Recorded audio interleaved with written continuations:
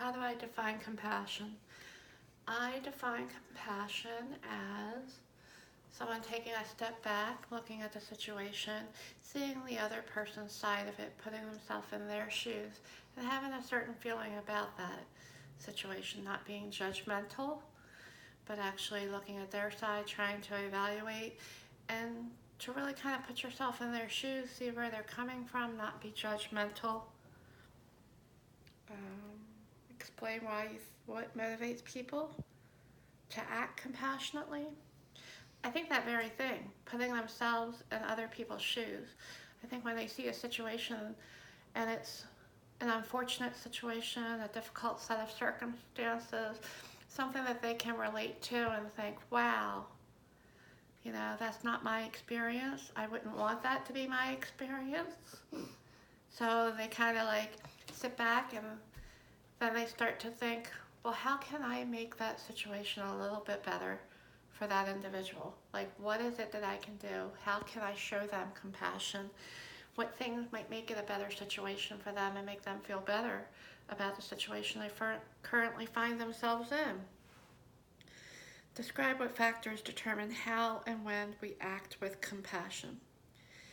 Well, I think how we act with compassion depends on our value, our set of circumstance, what we grew up with, our belief system.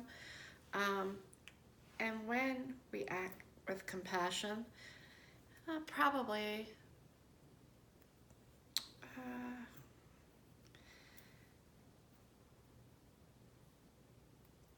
that's a tough one.